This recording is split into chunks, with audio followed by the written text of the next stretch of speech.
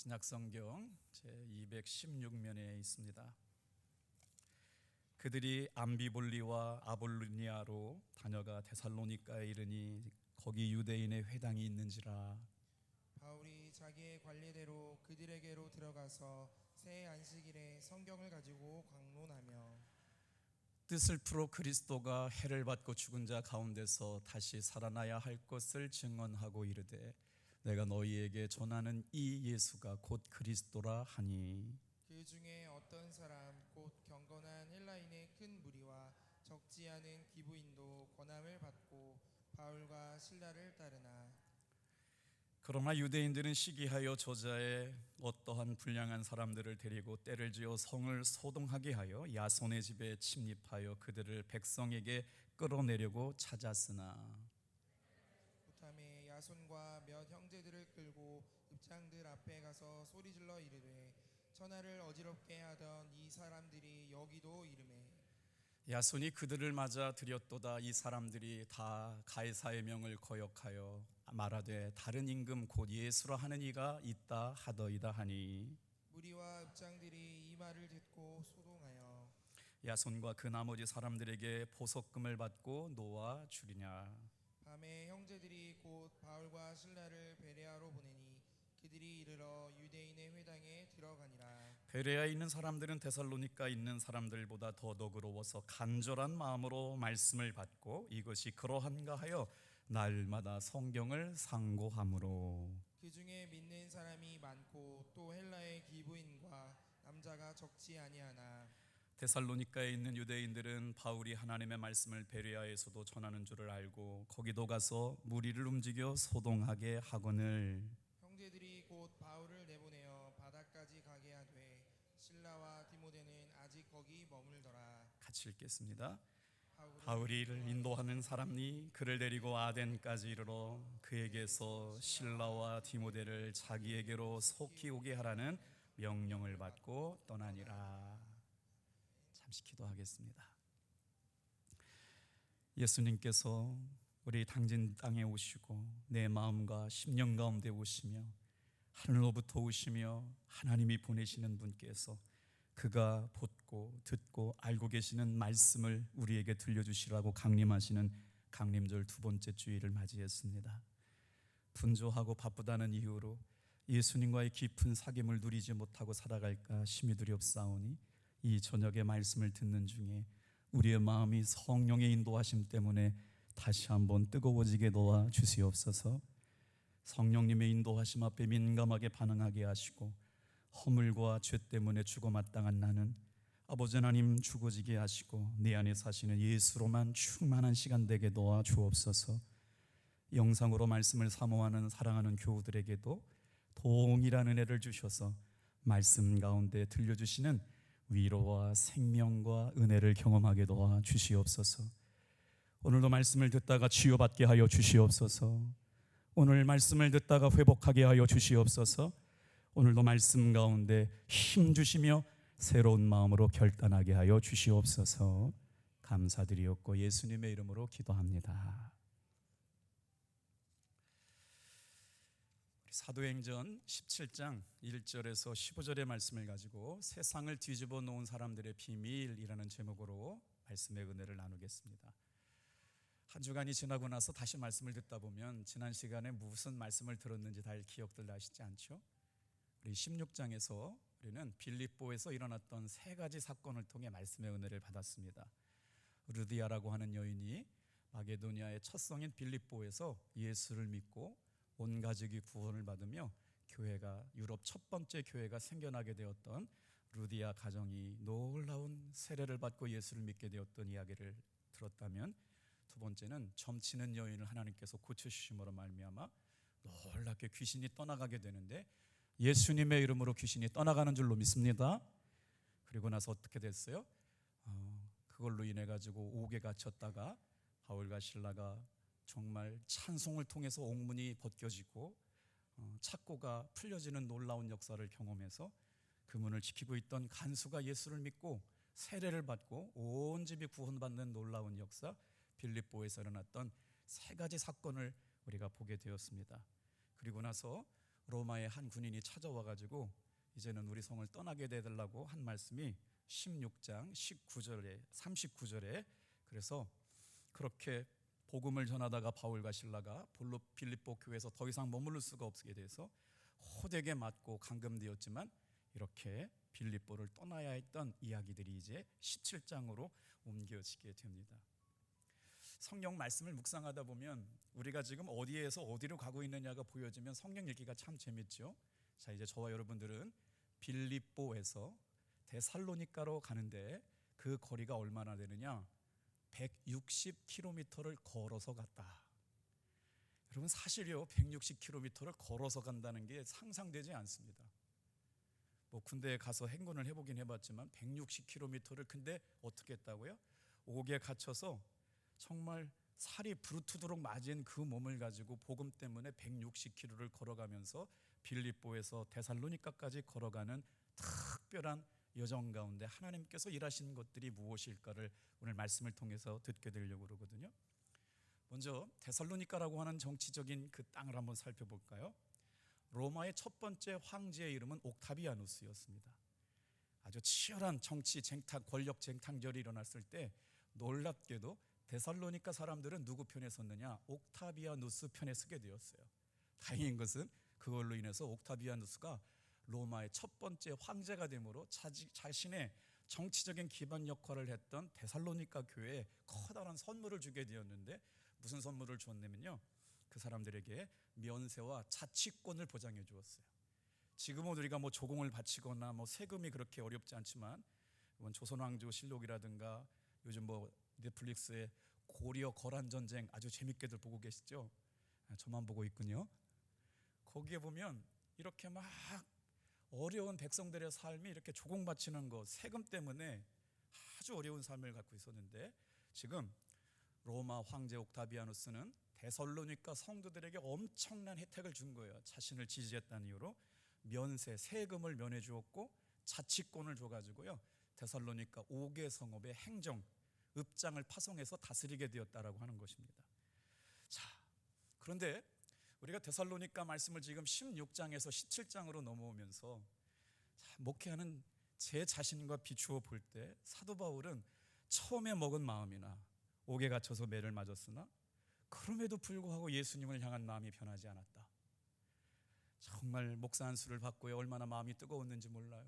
저도 한 1년 동안은 날마다 울면서 하나님 앞에 아침에 1시간 2시간 기도하면서 진짜 좋은 목사가 되기를 몸부림치면서 기도했는데, 그때만큼 제 복음을 향한 열정이 오늘도 유지되고 있는가를 돌아보면 그때만큼 주님을 향한 내 마음은 정말 전심이라고 하기에 부족함이 많죠. 오늘 하루가 한 해가 마무리가고 있습니다. 여러분, 처음 믿었던 예수님을 향한 사랑, 복음을 향한 열정, 영혼을 향한 마음이 오늘도 불타오르게 되기를 주님의 이름으로 축복합니다. 그래서 놀랍게도 사도 바울은 그렇게 빌립보 감옥에서 호되게 매를 맞고 160km를 걸어서 전도의 열정, 영혼 구원의 열정을 가지고 데살로니가에 도착했는데, 하나님이 하시는 일은 놀랍다는 거예요. 여러분, 우리가 올해 한 해도 열심히 살아왔습니다. 최선을 다했고 노력도 많이 했어요. 어떤 거는 기대한 만큼 이루어진 것도 있고, 어떤 것은 기대하지 않은 만큼 이루어지지 않은 거 있는데요, 제 기준을 볼 때 제 기도의 제목이 뭐였냐면, 우리 교회가 500명 출석하는 교회가 되는 게 제 기도의 제목이었고요. 여러분, 그냥 용서하고 들어주세요. 우리 유튜브 구독자 수가 500명 넘는 게 꿈이었어요. 그런데요, 470명에 머물러 있습니다. 올해가 가기 전에 30명만 채워지면 기도가 응답되는데 이게 보통 어려운 게 아니에요. 대한민국의 훌륭한 목사님들은 한번 설교하면 막 10,000명, 20,000명이 늘어나는데, 저는 설교하면요 1명씩 늘어요. 그래서 바라기는 요즘은요 그것이 교회의 실력이 되어가지고요, 많은 사람들이 우리 교회 말씀을 듣고 함께 은혜 받을 수 있기로 기도해 주시고, 속회원들 중에 아직 우리 교회 유튜브에 등록, 좋아요 누르지 않은 분들이 있으면요 빨리 누르라고 신청해 주세요. 그런데 여러분 한번 보세요. 사도 바울이 그렇게 매를 맞아가면서 데살로니가를 걸어가는 가운데, 여러분 어떻게 보세요?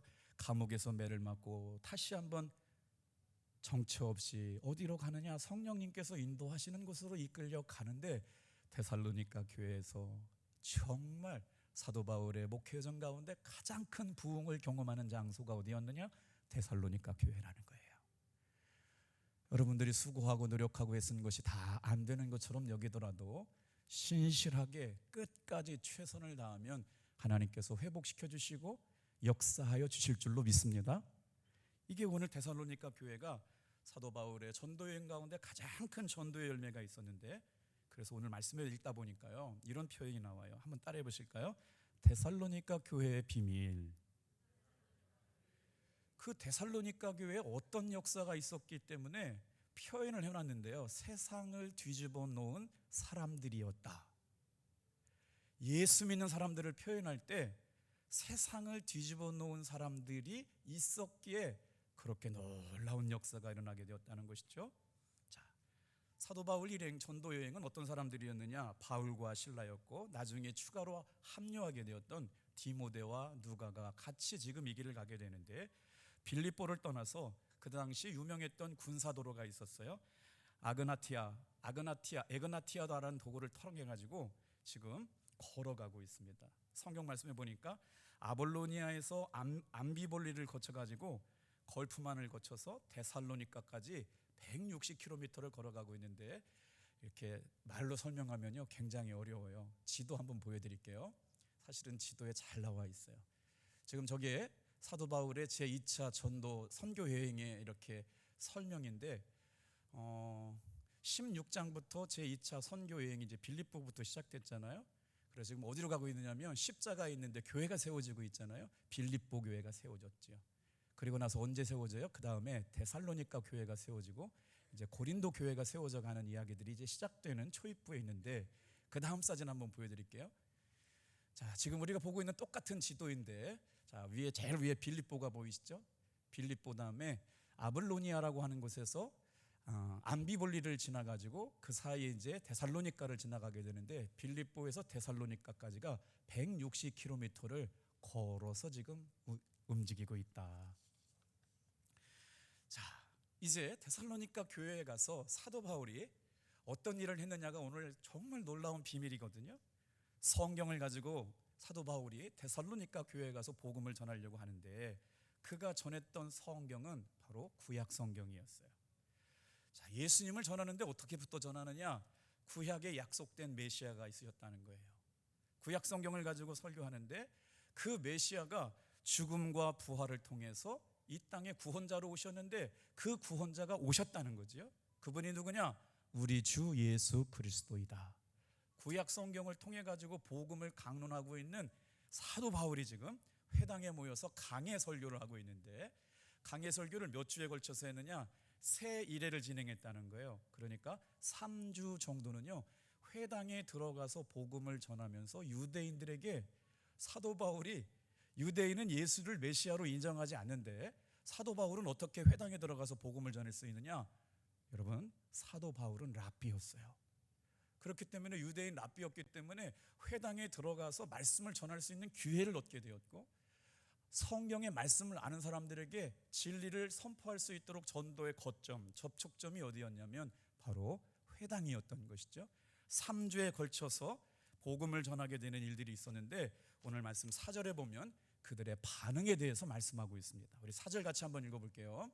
자, 시작. 그 중에 어떤 사람은 곧 경건한 헬라인의 큰 무리와 적지 않은 귀부인도 고난을 받고 바울과 실라를 따르나. 여러분, 데살로니가 교회에 어떤 일들이 일어날지는 잘 알지 못했어요. 빌립보 교회에서 막 성을 떠나라고 하는 권함을 받고 급하게 움직이게 되었잖아요. 그런데 하나님께서 어떻게 역사하시느냐? 나는 비록 실패한 것 같고 급하게 움직인 것 같아요.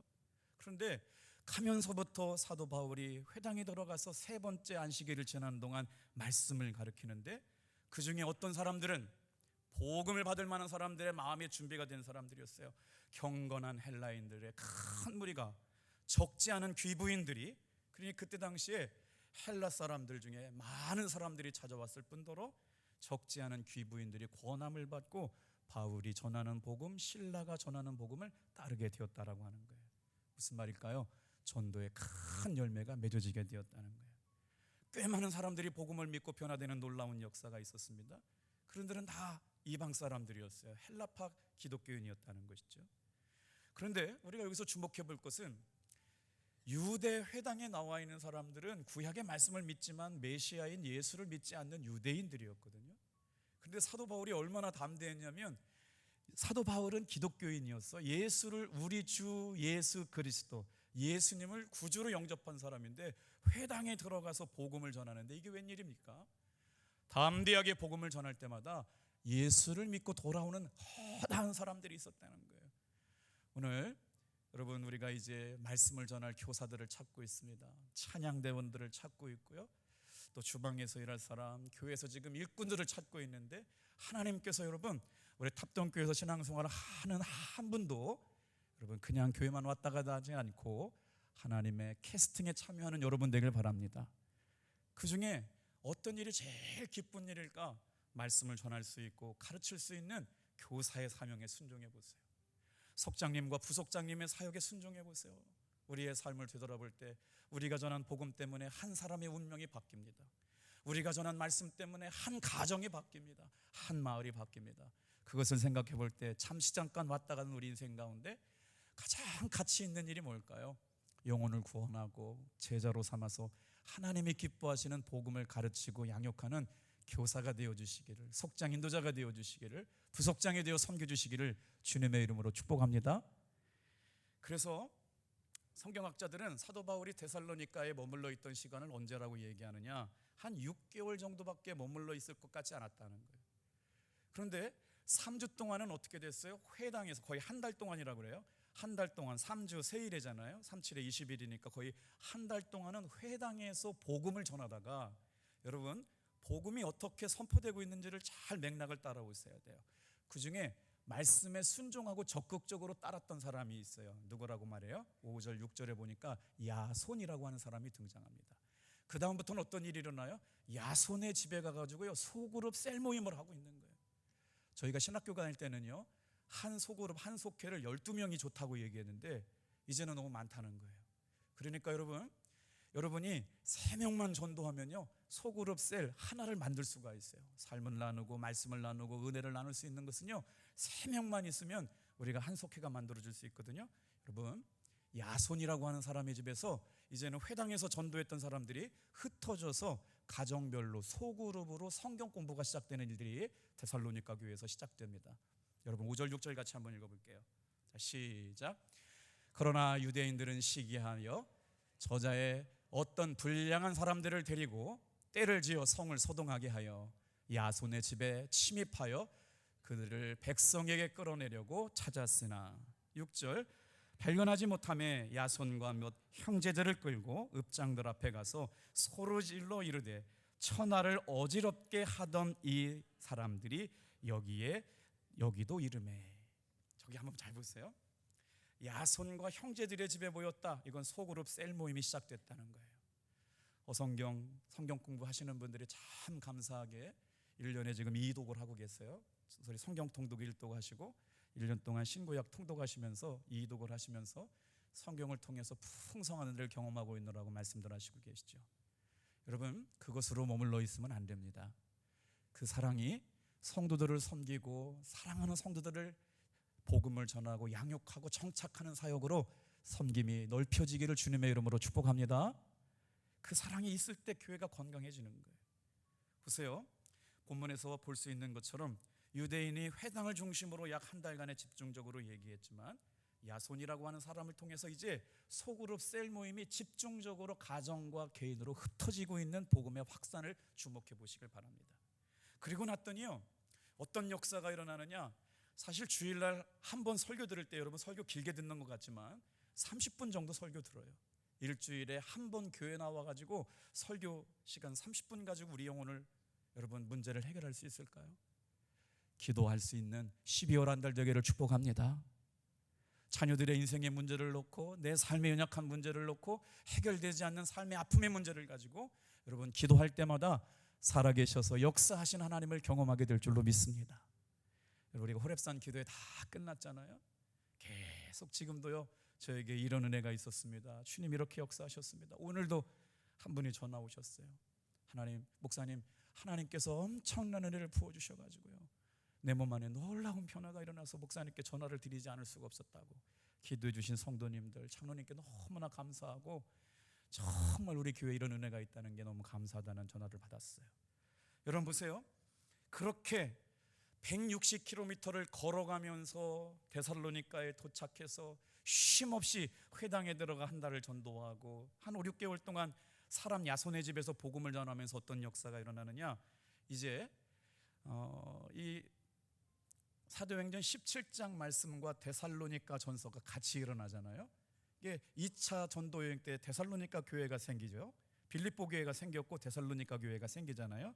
그런데 이 말씀과 짝을 이루고 있는 데살로니가 1장 7절, 8절, 9절에 보니까 지금 사도 바울이 160km를 걸어와서 복음을 전하는데 어떤 역사가 일어나느냐, 놀라운 일이 일어나요. 데살로니가에 살고 있었던 사람들이 우상을 버리기 시작했다는 거예요. 그리고 나서 하나님께로 돌아오는 역사가 일어났습니다. 우상을 새긴, 손으로 새겨 만든 것을 신이라고 여겼던 사람들이 우상을 버리고 하나님께 돌아오게 되는, 바울과 실라가 전하는 복음을 듣고 주께로 돌아오는 역사가 일어났다. 허탄한 것을 믿고 따라갔던 사람들이 우상을 버리고 주께로 돌아오고, 그랬더니 어떻게 됐대요? 그 마케도니아에 믿음 있는 사람들의 소문이 아가야까지 퍼지게 되는 거예요. 예수 믿는 사람들의 소문이 일파만파 퍼지게 돼요. 여러분, 복음의 능력, 하나님의 살아계신 은혜를 경험한 탑동교회 성도들의 은혜와 간증이 천리를 가게 되기를 축복합니다. 오늘 여기서 이 밤에 은혜 받으면요, 오늘 우리가 여기서 은혜 받으면요, 은혜 받은 이야기가요 정말 천리를 가는 고백을 해봤어요. 강원도에서 은혜 받은 얘기가 인천까지 소문이 났더라고요. 이것처럼 마게도니아 인근 지역 모든 교회의 믿음의 본이 되었던 놀라운 역사가 데살로니가 교회로부터 시작되었다. 그리고 나서 그 믿음의 소문이 각처에 퍼지고 데살로니가 교회 성도들의 믿음의 소문도 퍼져나갔다. 여러분, 우리 교회처럼 말씀을 사랑하는 교회가 어디 있습니까? 1년이 1월달이 시작될 때마다 온 교회가 성경의 말씀에 집중하는 교회가 어디 있습니까? 우리가 말씀을 사랑하고 진리를 사랑하고 생명을 사랑하는 역사가 각처마다 아버지 하나님의 복음의 능력의 역사가 우리 교회를 통하여 영혼을 구원하고 살리는 역사가 일어나게 되기를 축복합니다. 그래서 데살로니가 1장 8절 말씀 우리 같이 한번 읽어볼게요. 사도 바울이 전한 복음이 어떻게 역사하고 있는지를 같이 연결해 주는 말씀이에요. 시작. 주의 말씀이 너희에게로부터 마게도냐와 아가야에만 들릴 뿐 아니라 하나님을 향하는 너의 믿음의 소문이 각처에 퍼졌으므로 우리는 아무 말도 할 것이 없노라. 복음이 복음을 낳고 생명이 생명을 낳는 역사예요. 참 신기한 일을 경험했어요. 제가 요거트를 만들어 먹다가요, 요거트를 만들기 위해 가지고요 불가리스를 사는 돈이 훨씬 비싸더라고요. 그래서 불가리스를 그냥 사 먹는 게 낫지, 요거트를 만들기 위해서 불가리스 그 종균을 사는 돈이 비싸가지고요 안 먹게 됐어요. 비싸가지고 못 먹게 됐어요. 그랬더니 우리 한 권사님이, 목사님 그 종균 제가 갖다 드릴게요.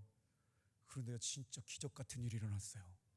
종균을요 5대1로 나눠가지고요 불가리스 원액이 만들어져 있는 걸요 3분의 컵에 3분의 2만 넣고 우유를 5분의 3을 넣었더니 10시간이 지나니까요 진짜 맛있는 불가리스가, 아니 뭐죠? 요거트가 됐어요. 이야, 진짜 눈이 번쩍 뜨여서 복음이 이런 거 아닐까요? 원하시는 분은 선착순 마감합니다. 분양해 드릴게요. 돈 없이 요거트를 만들 수 있는 비밀을 발견했습니다. 세상에 오늘 아내에다가요, 제 아내를 위해 가지고요 꿀을 타가지고요 거기다 견과류를 타가지고요 제가 주었거든요. 그랬더니 이제야 짜봐야 사랑밖에 없는 거 보게 됐다고 감정하더라고요. 매일마다 그랬거든. 그 사랑 짜봐야 언제 나오냐 그러더니 감자 쪄주고 고구마 쪄주고 불가리스 요거트 만들어 드렸더니 얼마나 행복하는지 돈 안 들이고 행복을 느꼈어요. 여러분 진짜 신기했어요. 너무 신기했어요. 그냥 상온에다가 10시간만 놔두면요 요거트가 만들어져요. 사랑하는 성도 여러분, 그래서 도대체 어떻게 사도 바울이 전도했는지 말씀을 통해서 한번 다 같이 한번 따라해 볼게요. 그 사람들을 뭐라고 얘기했는지 아세요? 천하를 어지럽게 하는 사람들. 그 사람들이 어떻게 복음을 전했는지 유대인들이 소동을 일으키게 하는 사람들이라고 부정적으로, 세상을 혼란스럽게 하고 어지럽게 만드는 사람이라고 부정적으로 얘기했지만 킹 제임스 버전이라고요 성경에 가장 먼저 영어로 번역된 버전이 있어요. 제가 그 말씀을 읽다가 참 깜짝 놀랐어요. 영어 한 문장 한번 보여드릴게요. 되게 쉬운 문장이에요. 너무 글씨가 작아요. 배각을 크게 해주세요. These that have turned the world upside down이라고 표현되어 있는데요, 세상을 뒤집어 놓은 사람들이래요. 저는 막 이런 말씀 들으면 막 가슴이 뜨거워요. 세상을 뒤집어 놓은 사람들. 아멘 소리가 안 나오네요. 세상을 뒤집어 놓은 사람들, 탑동교회 성도들 되길 바랍니다. 뭐라고 표현이 안 돼요. 데살로니가에서 예수의 복음을 영접한 사람들이 세상을 뒤집어 놓은 사람들이 되었다는 거예요. 놀랍지 않습니까? 그들의 예수님 사랑, 그들의 말씀 사랑이에요. 무엇이 그들을 세상을 뒤집어 놓은 사람들로 만들어 놓았을까요? 세 가지를 짧은 시간에 마무리할게요. 첫 번째, 말씀의 뜻을 풀어가며 가르쳤습니다. 2절 3절 볼게요. 어떻게 복음을 전했는지 볼게요. 시작. 바울이 자기의 관례대로 그들에게로 돌아가서 새 안식일의 성경을 가지고 강론하며. 여러분, 다른 게 아니었어요. 사도 바울의 전도 전략, 영혼을 구원하고 복음을 전하는 것은 성경을 가지고 강론하였다. 자, 3절이요. 시작. 뜻을 풀어 그리스도가 해를 받고 죽은 자 가운데서 다시 살아나야 할 것을 증언하고 이르되 내가 너희에게 전하는 이는 예수가 곧 그리스도라 하니. 자, 어떻게 전도하고 있어요? 사도 바울의 전도, 우리가 보고 배워야 될 전도 방법. 성경 말씀을 강론했다, 강해 설교했다는 거예요. 어떻게 전도했어요? 그냥 자기 생각 주입한 게 아니고 성경의 말씀을 하나님의 뜻에 비추어서 말씀의 뜻을 풀어서 가르쳐 주었다. 오늘 말로 얘기하면 강해 설교했다는 거예요. 그러니 우리가 수많은 전도 프로그램 가지고 전도한 게 아니라 우리 탑동교회가 말씀으로 생명을 낳고 말씀으로 영혼을 구원하는 교회가 되기를 주님의 이름으로 축복합니다. 놀라운 사도 바울의 전도 방법은 회당에 들어가서 야손의 집에 가서 소그룹 셀모임하면서 성경을 강론하고 뜻을 풀어서 예수가 주다, 예수님이 부활하셨다, 예수가 그리스도다, 우리가 믿어야 할 분은 예수님이 메시아다, 이거 전했다라고 하는 겁니다. 그랬더니 어떻게 돼요? 놀라운 역사가. 여러분, 우리가 성경의 말씀을 배우고 성경의 말씀을 알게 되는 가장 근본적인 이유가 뭘까요? 예수 그리스도가 우리 인생의 해답임을 믿기 때문인 줄로 믿습니다. 이 복음의 핵심은 예수 그리스도가 인생의 문제의 해답이기 때문에 그 말씀을 따라가는 것이죠.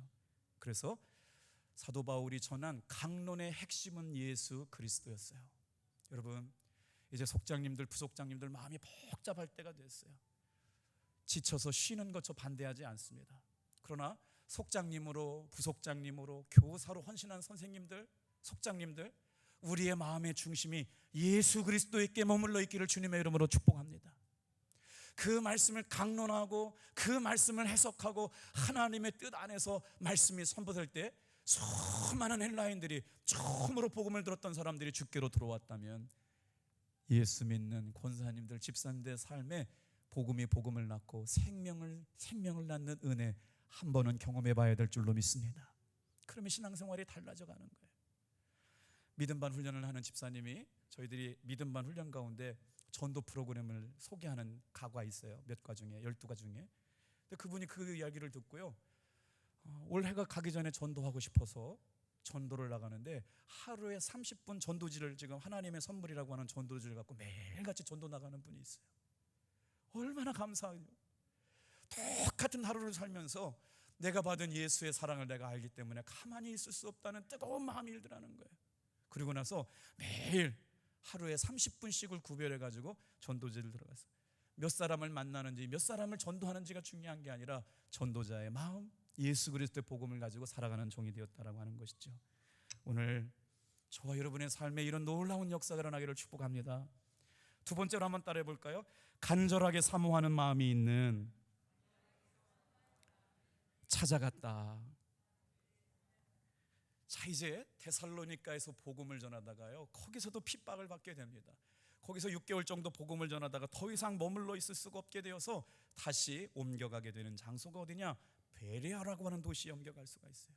그러니 여러분, 전도를 했는데도 별로 이렇게 반응이 없는 사람 때문에 상처받지 않아졌으면 좋겠어요. 사도 바울도 데살로니가에서 큰 믿음의 역사가 있었지만 6개월 만에 데살로니가로 옮겨갑니다. 데살로니가에서 베레아까지는 얼마냐? 80km를 또 걸어가기 시작하는 거예요. 복음의 역사가 있었음에도 거기에 머무를 수가 없었어요. 복음을 전하는 가운데 날마다 박해가 있었어요. 사느냐 죽느냐의 문제뿐만 아니라 복음을 기쁘게 전하지만 더 이상 그곳에 머물러 있을 수 없었어. 또다시 베레아라고 하는 지역에 내려가서 복음을 전하는데, 여러분 성경의 흐름을 보시기 바랍니다. 빌립보 교회, 유럽의 첫 관문인 교회가 생겼어요. 그리고 나서 160km를 걸어와 가지고 데살로니가 교회가 탄생됐죠. 거기서도 박해 때문에 어디로 내려오느냐? 바로 베레아라고 하는 지역에 가서 교회가 탄생되는 놀라운 역사가 일어나는 거예요. 그런데 이 말씀이 참 재밌는 게 뭐냐면요, 데살로니가 교회는요 큰 도시 교회거든요. 20만 명이 살고 있는 그리스라고 하는 나라에서 아덴이라고 하는 나라가 제1도시라면요, 데살로니가는 제2도시, 그때 당시에 20만 명이 살고 있던 큰 도시인데, 신기하게도 하나님께서는요 지금 어디로 인도해 가시느냐? 바로 아주 작은 베레아 지역에 가서 복음을 전하게 되는데, 이것도 사도 바울이 계획한 게 아니에요. 주님께서 인도해 가시는 대로 따라 순종하는 것이죠. 우리 한번 11절 말씀 한번 읽어볼게요. 시작. 베레아에 있는 사람들은 데살로니가에 있는 사람들보다 더 너그러워서 간절한 마음으로 말씀을 받고 이것이 그러한가 하여 날마다 성경을 사모함으로. 베레아 사람들은 하나님의 말씀을 받을 만한 마음의 그릇이 준비되었다는 거예요.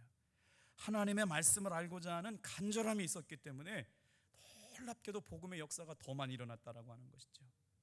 사랑하는 성도 여러분, 여기서 간절한 마음은 뭘까요? 열린 마음이에요. 오픈 마인드예요.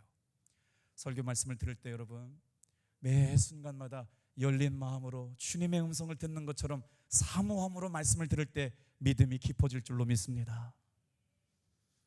간절하게 사모하는 마음이 있는 사람들을 찾아가서 복음을 전했다라고 하는 것을 꼭 기억하셔서 오늘 우리가 한 해를 마무리하면서 주님 누구에게로 갈까요? 그리고 나서 여기에 오픈 마인드, 간절한 사모한 마음이라고 하는 건 뭐냐면, 우리 한번 따라해 볼게요. 하나님께서 말씀에 어떻게 응답하실까? 이게 마음이 열린 마음인 거예요. 오늘 저와 여러분의 삶에 이런 은혜, 오늘 우리가 받은 이 말씀을 통해서 어떻게 응답하실까? 편견을 가지고 들으면 아무리 좋은 말씀도 은혜가 되지 않습니다. 바리새인들은 예수님이 와서 직접 들려주셨던 말씀을 들었음에도 불구하고 예수님의 말씀을 거부했죠. 열린 마음으로 말씀을 듣게 될 때 믿음의 역사, 여러분 사랑의 수고, 온전한 역사, 믿음의 성장이 일어나게 될 줄로 믿습니다. 자, 우리 한 번만 더 따라하고 마칠게요. 이웃사랑은 세 번째입니다. 이웃사랑을 위한 섬김의 사역이었다. 자, 지금 사도행전 17장에서 데살로니가 교회가 생겨났는데, 그 데살로니가 전서를 썼던 바울이 데살로니가 전서 2장 8절에서 데살로니가 교회를 이렇게 설명했어요. 같이 한번 8절 읽어볼게요. 시작. 우리가 이같이 너희를 사모하여 하나님의 복음뿐 아니라 우리의 목숨까지도 너희에게 주기를 기뻐함은 너희가 우리의 사랑하는 자 됨이라. 여러분 이 말씀을 잘 한번 묵상해 볼까요? 예수의 사랑의 복음을 내가 믿었습니다. 그래서 사도 바울이 전한 복음을 데살로니가 성도들이 다 받아들였는데, 그 복음을 전해줬던 사람들이 어떻게 됐어요? 하나님의 복음뿐만 아니라 우리의 목숨까지도 너희에게 주기를 원했다는 거예요. 오늘 우리의 신앙생활이 어떻게 흘러가야 될까요?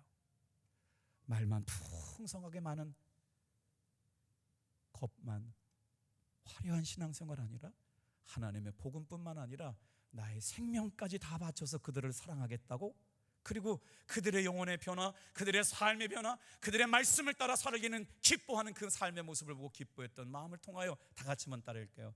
너희가 우리의 사랑하는 자 됨이라. 우리의 전도함이, 우리의 복음을 전함이, 우리의 속회를 섬기고 우리가 교사의 사명을 감당함이 우리의 사랑하는 사람들을 향한 마음이 되기를 주님의 이름으로 축복합니다.